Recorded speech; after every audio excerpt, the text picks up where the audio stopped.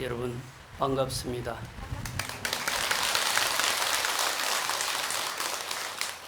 금정 총림에는 방정이신 정여 대종사가 법주로 계시고 행정의 전우사를 잘 통령하는 정호 주지스님께서 계셔서 더욱더 여름이지만 영롱하게 다가온다라고 말씀을 드릴 수 있을 것 같습니다. 더우니까 문을 열어놓았습니다. 왜 문을 여는가라고 제가 추론을 해봤더니 극락에 가기가 쉽답니다. 극락의 문이 열려 있으니까 들어가기가 쉽다라고 하는 거죠. 겨울은 추워서 극락에도 문을 닫아버린답니다. 오늘 예수제와 그리고 천도 대제 제3제에서 법문의 주제는 저울은 정확하다입니다. 저울은 분명히 정확할 것입니다. 그 저울이 부정확하면 물건을 사는 사람도 물건을 파는 사람도 향후에 여의치 않는 그런 일들이 초래될 것입니다. 이 저울은 정확한데 언제부터인가 인간의 저울은 그 눈금을 비껴나 있는 것이죠. 나는 저 사람을 달아보고 저 사람은 나를 달아보고 나의 돈을 달아보고 권력을 달아보고 사상과 이념을 달아보는 것입니다. 그런데 그분의 저울이 정확하면 다시 말할 것은 아닙니다. 그런데 그분의 저울이 그리고 나의 저울이 눈금을 이미 비껴나 있는 것이죠. 범부중생의 눈은 정확한 눈이 될 수 없는 것입니다. 따라서 신앙을 수행을 통해서 정확한 눈을 가지려고 노력을 하는 것입니다. 예수제는 왜 지낼까요? 내 부정확한 그 눈을 정확하게 살아 생전에 가져야 한다라고 하는 것이죠. 그래서 내가 죽었을 때 눈을 감고도 부처님을 피곤하게 하지 않고 일로왕이신 지정보살의 행보도 피곤하게 하지 않고 치광긍락하는 것입니다. 예수제는 미리 복업을 닦는다라고 하는 의미이지 않습니까? 죽은 뒤에 49제를 지내드린 것도 영롱한 일이기는 하나 내가 살아생전에 나의 49제를 지내고 간다라고 하면 아들이 설사 변심해서 교회를 가든 성당을 가든 아이고 뭐 우리 어머니 아버지 49제가 뭐 필요해 편리 논리상으로 지내주지 않는다 하더라도 서운할 일이 하나도 없는 것입니다. 윤달이 될 때마다 예수 천도 대제를 소위 산제를 지내고 나면 아들이 딸이 가족들이 나를 위해서 제를 지내주면 더욱더 좋은 일이나 지내주지 않아도 섭섭해할 일은 없다. 그런 의미로 보모사에서는 윤달든 올해에 예수제와 더불어서 해마다 봉행하는 천도 대제를 봉행한다라고 생각합니다. 어쩌면 정확한 저울의 눈을 가지게 하는 것이 3년마다 윤달이 든 해에 예수제를 봉행하는 것이라 할 것입니다. 불조의 저울은 정확합니다. 선지식의 저울은 정확합니다. 소동파라고 하면은 중국 사람이기는 하나 당나라 때 아주 걸출한 인물이죠. 우리가 그분이 걸출한 인물인지 모를 것인데 아는 이유는 불교와의 아주 깊은 인연이 있기 때문입니다. 여러 가지 정난으로 벼슬을 내놓고 요사이 말하면 낙향한 그런 현상에 형주로 와 있었던 거죠. 그 형주 근처에는 걸출한 옥천사 성호선사라고 하는 분이 계셨습니다. 경남 고성의 옥천사와 똑같은 한문으로 쓰여지는 사원입니다. 경남 근처에 옥천사에 걸출한 선성이 있다고 하니 참방을 해봐야 되겠다라고 해서 옥천사 성호선사를 찾아갔습니다. 잠시 얼굴을 마주보고 있는 순간에 성호선사가 잘 모르니까 대관은 누구십니까?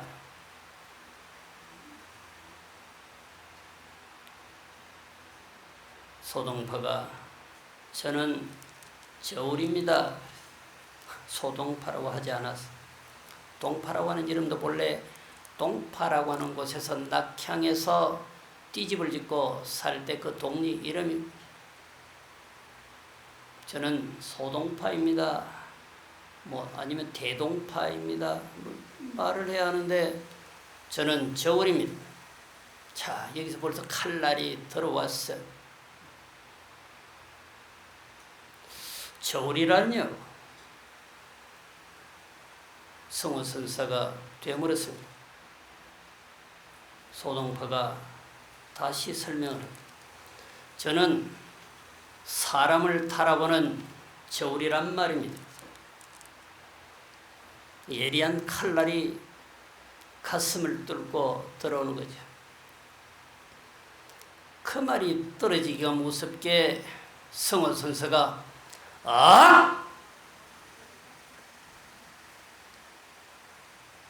이 활의 무게는 몇 건이나 되십니까? 그렇게 잘 다신다면서요. 철로가 망한 거죠. 전우제가 찰나에 끌어져서 언산 철벽에 이비압타 우리압타라 들어가도 얻어 터지고 나와도 얻어 터져 쥔태양난이 된 거죠. 봉활이라고 하는 것은 성가에 기본적으로 굴러다니는 놀이개란 말. 신촌에 가면 시를 읊고 짓고 낭송하는 것은 보편사이고, 연천 쪽에 가면 토병 훈련을 하고 단청에 훈련하는 곳 기관총 소리가 보편사이고 포소리가 보편사라. 조종의 선문에는 봉과 할이 보편사란 말이에요. 동파는 그러나 그 보편사의 우리의 일에 처음 당해본 것입니다. 대체 이것이 무게가 얼마나 됩니까? 달아보라고. 그렇게도 사람을 잘 달아본다면서 거기서 철복하고 곡궁해배하고 나옵니다. 그리고 시간이 지나고 지나서 노산의 귀종사에 불인 요원선사를 찾아가게 됩니다.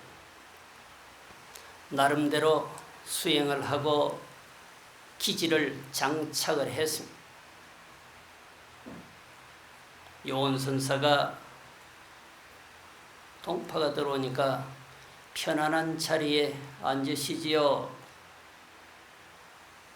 여전히 아만이 부른 동파는 성호선사의 일할에 감당이 안 되는 것을 깡그리 잊었는지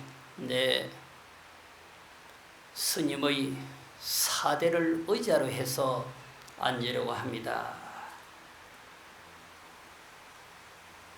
스님이 저 앞에 와서 무릎을 꿇고 계시면 그게 걸터 않겠습니다. 이 말이거든.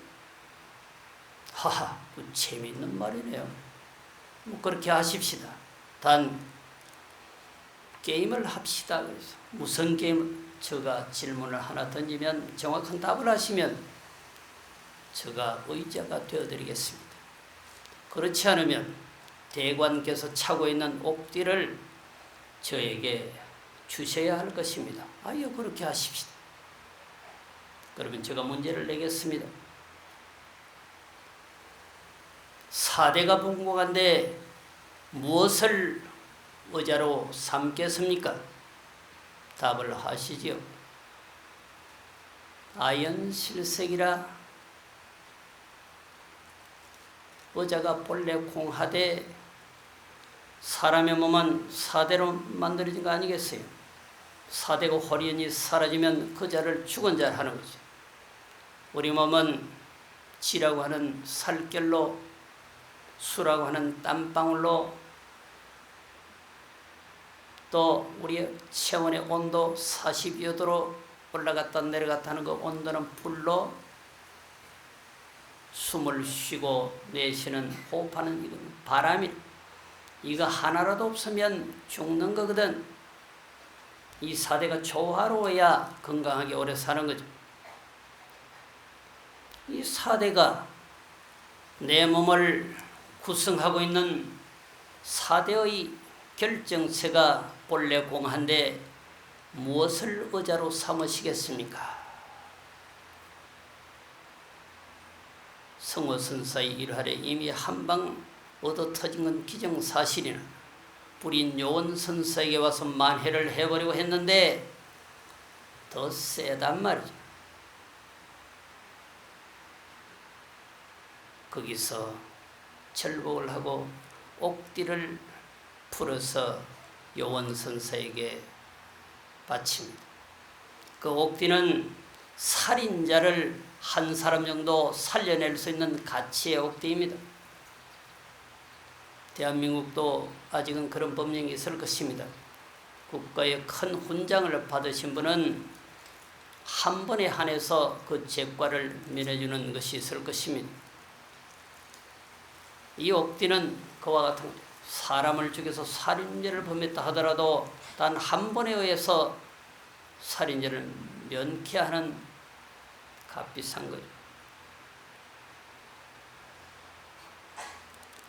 4대가 분공한데 무엇으로 의자를 삼으시겠습니까? 아무런 답을 알 수가 없었어. 옥띠를 풀어서 요원선사에게 바치고는 간절히 절을 하고, 스님, 저희 향로에 도움이 될 만한 법문 한마디만 해주십시오.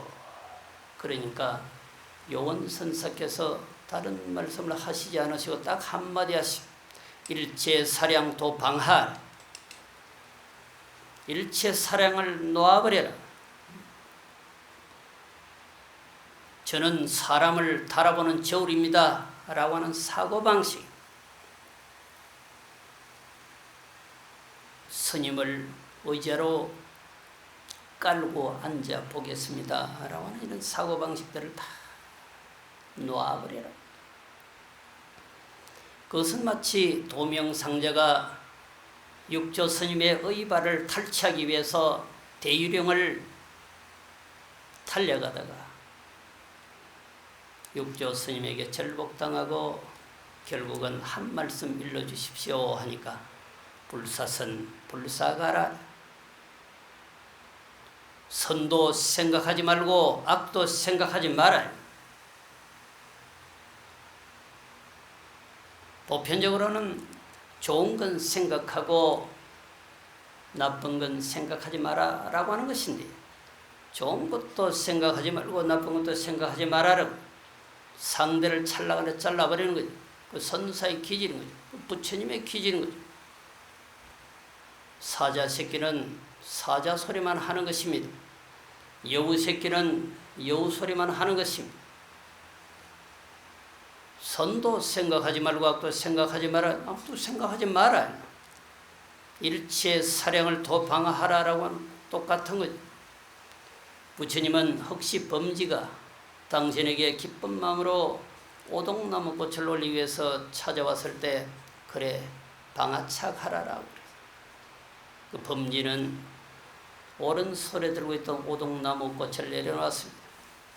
그래도 또다시 부처님은 범지야 방아착하라, 왼손에 들고 있던 오동나무 꽃도 또 내려놓았습니다. 이제는 내려놓을 곳이 없어 부처님에게 올릴 꽃을 다 내려놓아 버렸어. 그럼에도 불구하고 부처님은 범지를 향해서 범지야 방아착하라, 부처님 다 내려놨습니다. 양쪽 손에 들고 있던 오동나무 꽃을 다 내려놓았습니다. 무엇을 내려놓을까요? 무엇을 내려놓을까요? 하는 그놈을 내려놓아라. 일체 사령을 내려놔. 거기서 소동파는 한 생각이 완전히 바뀌었다. 돌아가서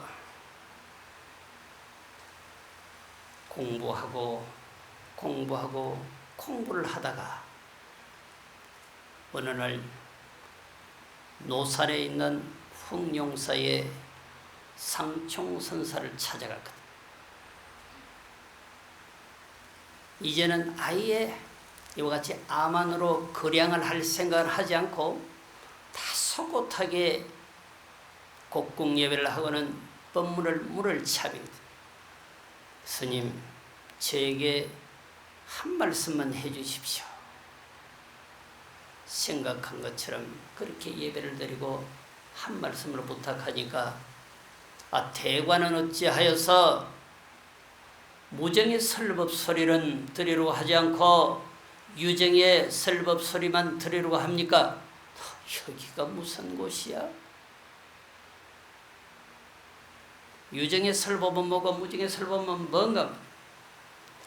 노는 물이 달라. 세상의 친구들과 놀다 보면 늘상 손자 얘기, 아들 얘기, 딸 얘기, 돈 얘기, 권력 얘기, 먹는 얘기, 골프 치는 얘기, 수영하는 얘기 파다하지. 이 출생원에 와서 잠시 앉아있으면 그것과는 전혀 다른 세상을 만나는 것입니다. 세상의 유정의 소리는 엄청 들어서 상총선사가 말하는 것은 사람의 입으로 통해서 나오는 좋은 말씀 의미 없다는 거죠.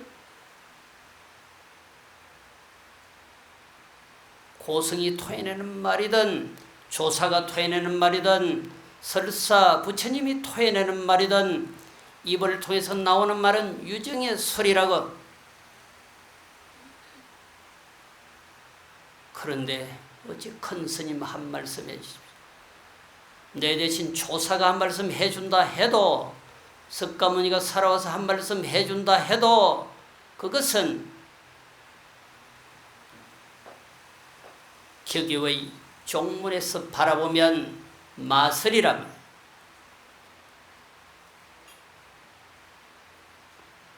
무정의 설법이라. 대체 이 설법이 무슨 설법인고? 답을 바로 주면 공부를 안 해. 물음표만 던져주면 공부를 해. 화두는 물음표, 그것만 깨부시면 부처가 된다고 그 말만 해. 죽으라고 깨부시는 거죠. 화두를 깨주면 그건 본석이고 학문이고 의미 없어요.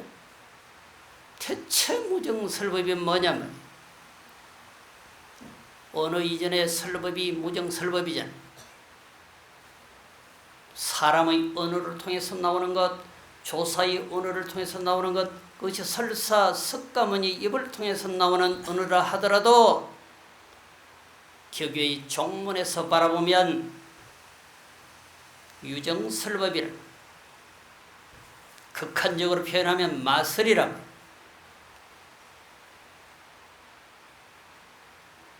입을 통하기 이전에 나오는 법문을 들어야 한다. 그러고는 상총 선사를 찾아가던 그 길을 되돌아 내려오는데 올라가면서 충분히 보았던 그 길의 그 모습인데 갈 때는 폭포수 소리가 들리지도 않더니 수많은 새 소리가 들리지도 않더니 바람 소리가 들리지도 않더니 무정설법 화두처럼 되뇌이고 내려오는 순간 그 폭포수 근처에 이르러서 폭포수가 샤 하고 하는 떨어지는 소리에 상종선사가 말씀하신 무정설법이면 바로 이거로구나. 눈이 확 열려버린 거죠.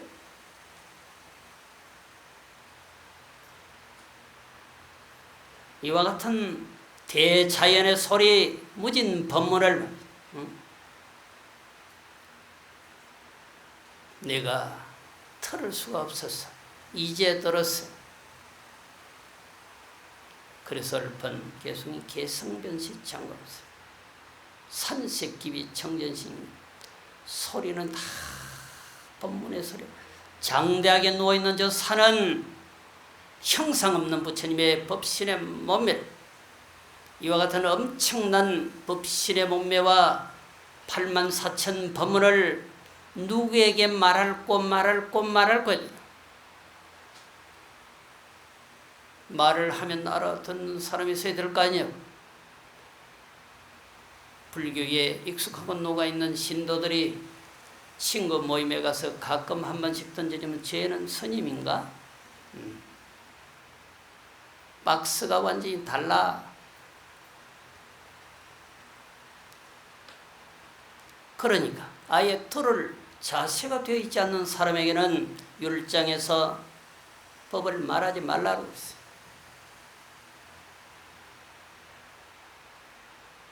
이와 같은 얘기를 주고받는 것은 이 출세가 아니라야 가능합니다. 저는 법문을 오래 하지 않습니다. 왜? 늘상 말씀드리지만 제가 몸값이 좀 비싸잖아요.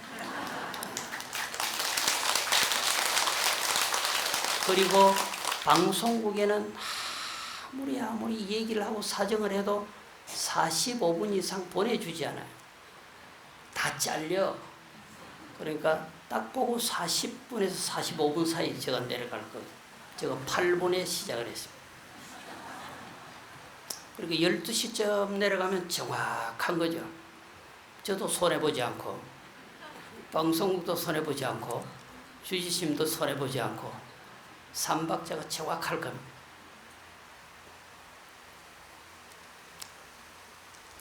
이 무진설법, 무정설법의 소리를 소동파가 그 폭포수 소리를 듣고 알아버린 거죠.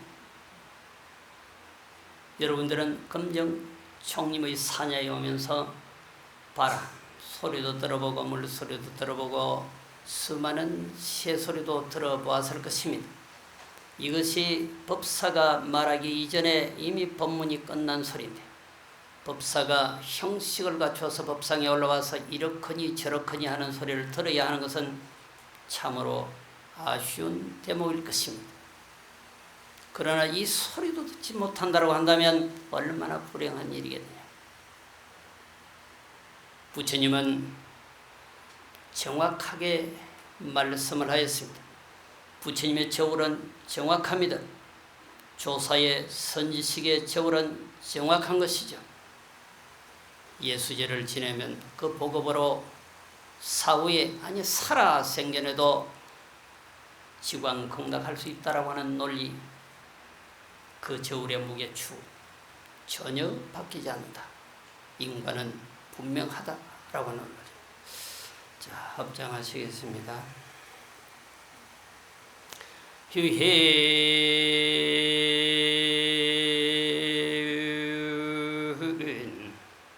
파천소학원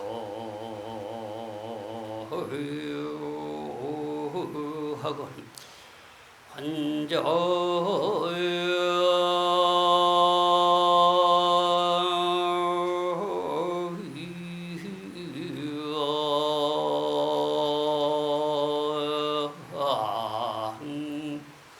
백전동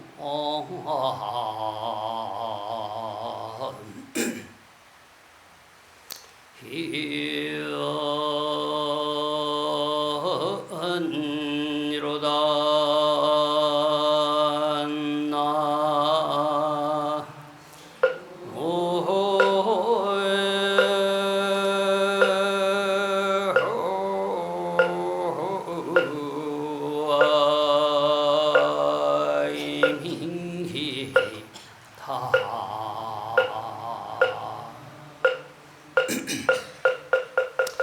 학도다인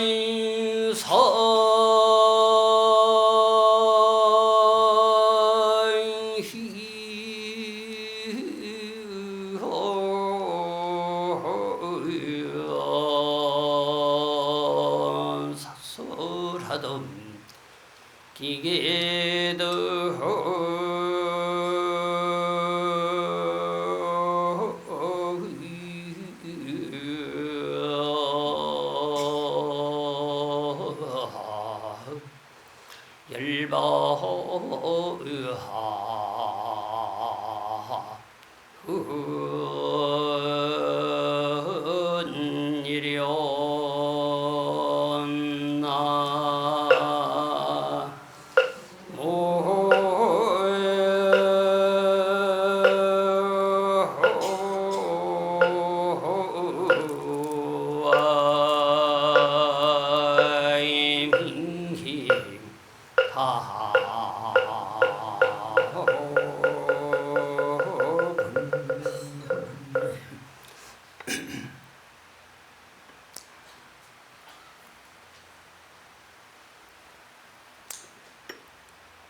유인 파춘수하고 어떤 사람 동백나무를 잡고 환작백전단이 하얀 전단나무라고 말을 한다.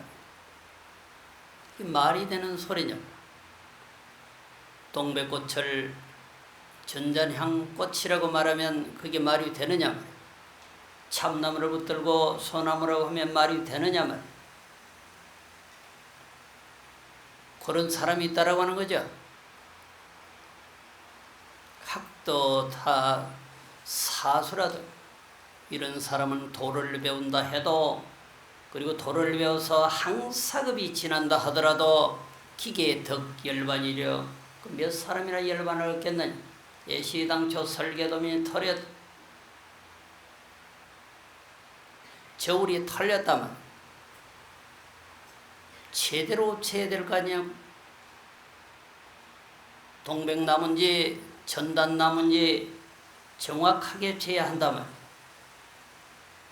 착각한 거죠. 중생은 착각심이 많아. 그래서 중생이라고 할 것입니다. 도를 닦으면 도를 이루고 열반을 얻을 수 있는 그 길로 애시당초 가야 하는데,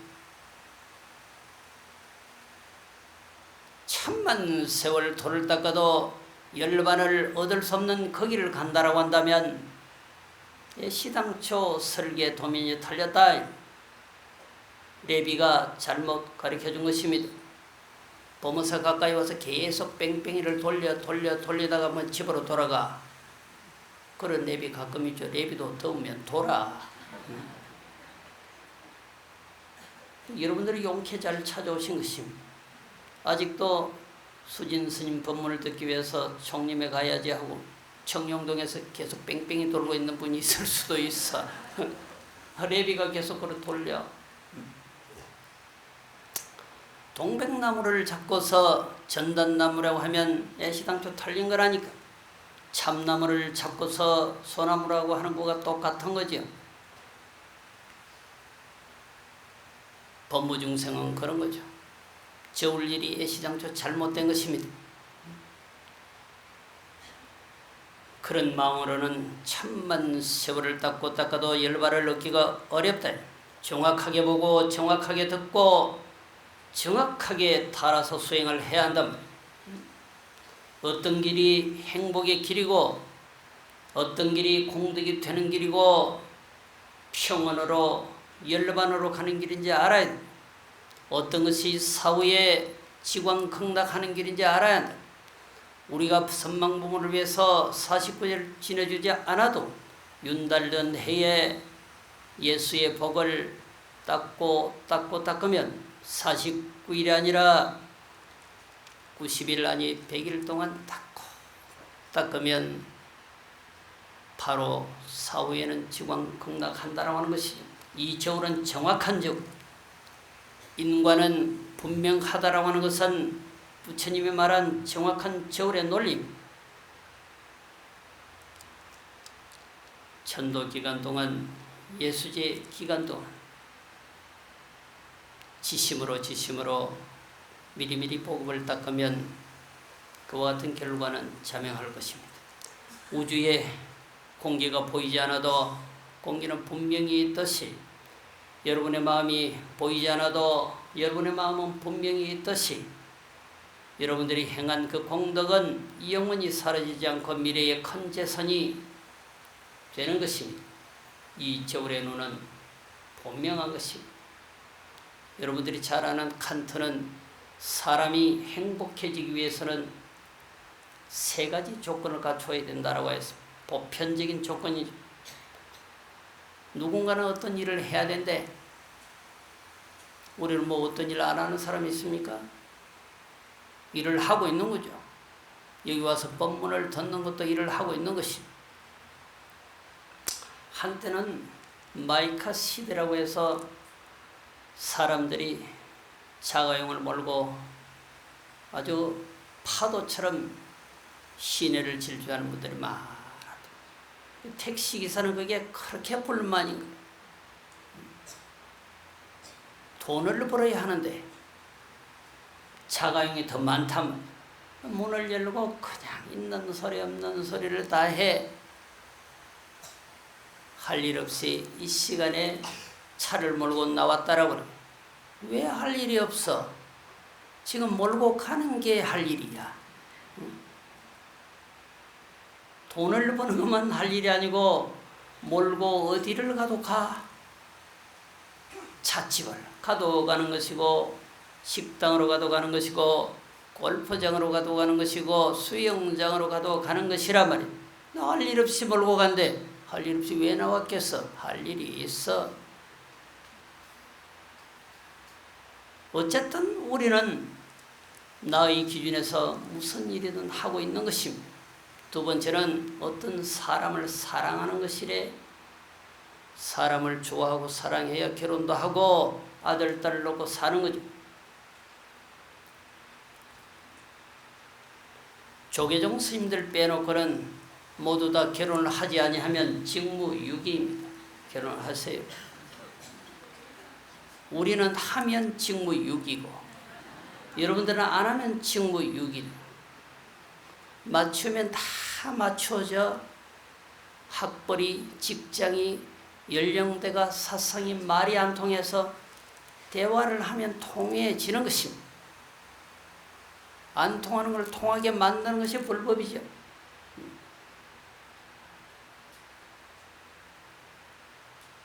세 번째는 어떤 희망을 가지는 거예요. 사람이 희망이 없으면 죽은 시체잖아요. 세상은 꿈꾸고 희망하는 자의 것이잖아요. 희망하고 그리고 꿈꾸는 자는 결국은 그 자리를 하게 되는 것입니다. 칸트는 이 3가지 조건이 필요하대. 행복해지기 위해서는. 그런데 여러분들은 어떤 일도 해보고 사랑도 해보고 희망도 가져보았습니다. 부처님은, 그리고 부처님의 제자는 여기에서 묻는 거죠. 그래서 지금은 행복하시냐고 물어볼 수밖에 없는 것입니다. 참으로 이 3가지 요건을 다 갖추었는데도 행복하시냐면,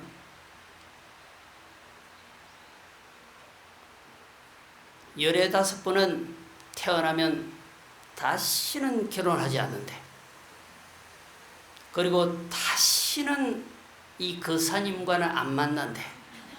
참 묘한 말씀이에요. 제가 오늘 금정총림에 들어오면서 내가 금정총림에 첫 발을 내린 지가 몇 년일까 생각했더니 만 50년이고 51년이 되었습니다.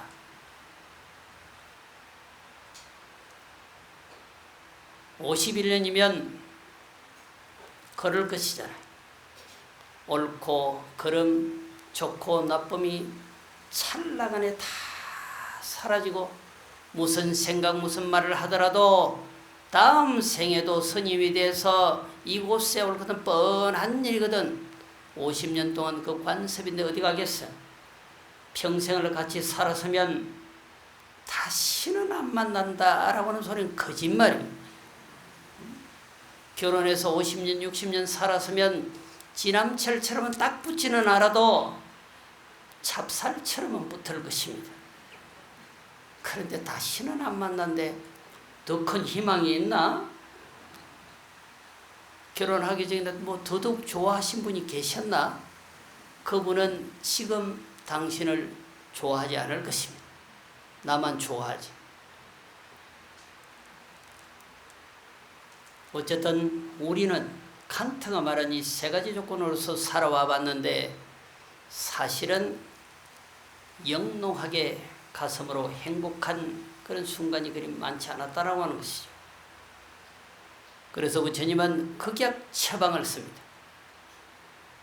한순간이라도 그와 같은 조건을 내려놓을 수는 없느냐? 무슨 일을 해야 행복하고 누군가를 사랑해야 행복하고 희망이 있어야 행복하다라고 하는 생각을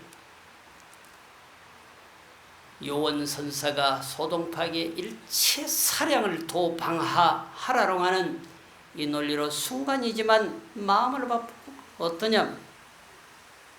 업이 돈파된다라고 하는 것은 생각을 다운시키는 것입니다.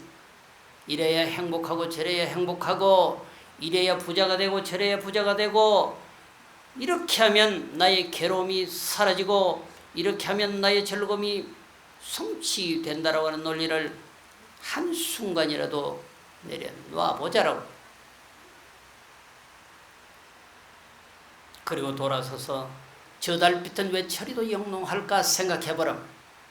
모든 것을 놓아버리고 하늘이 텅 비어서 구름 한 점 없기 때문에 그렇게 영롱한 것입니다. 저 강물이 왜 저리도 맑을까 한번 생각해보는 것이요. 텅 비어서 잡티가 하늘도 없기 때문에 그렇게 맑고 맑은 것입니다. 이래서 저래서 이것이 있어야 저것이 있어야 행복하다 영록하다 라고 하는 논리는 좀 더 고준한 부처님의 법문의 선상에서는 맞지 않는 논리고 그 모든 조건을 이 순간 내려놓고 텅 민 마음으로 잠시 있어 보시는 것입니다. 이렇게 저렇게 사람을 달 이유가 없습니다. 돈으로 달아보고 권력으로 달아보고 주변 환경으로 달아보고 사상 이념으로 달아보고 정치적으로 상대를 달아볼 이유가 없는 것이죠. 천만 번 생각해도 내 눈이 열리지 아니하면 나의 저울은 정확하지 않습니다. 똑바로 볼 수 있는 안목이 없고 제대로 들을 수 있는 귀가 없어 똑바로 접촉할 능력이 사라지는 거죠. 완전히 나를 내려놓고 보면 바른 눈이 생기고 바른 귀가 생기는 것입니다. 허공에 구름 한 점 없을 때 저 달이 더욱더 영롱한 것처럼 그렇게 맑게 되어지는 거죠. 모든 것은 순간 있다가 사라진다 해도 다만 여러분들이 행한 예수의 공덕과 천도의 공덕 그 정확한 저울의 눈은 끝내 사라지지 않을 것입니다. 자, 합장하시겠습니다. 일별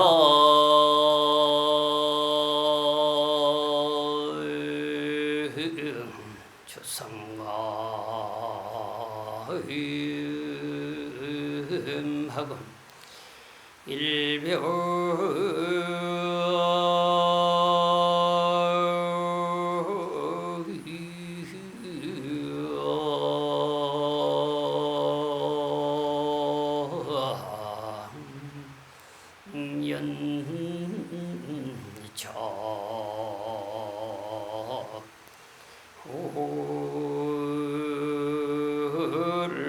하니라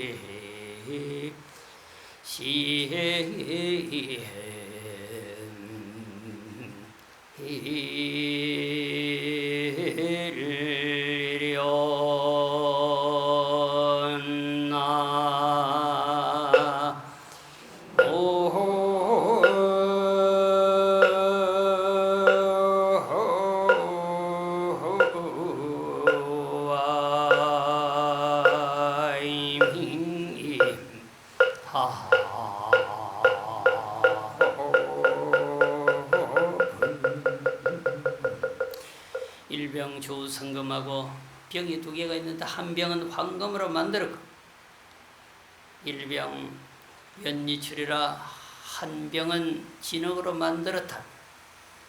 이 병 임금관 하느니 두 병을 여러분들에게 줄 텐데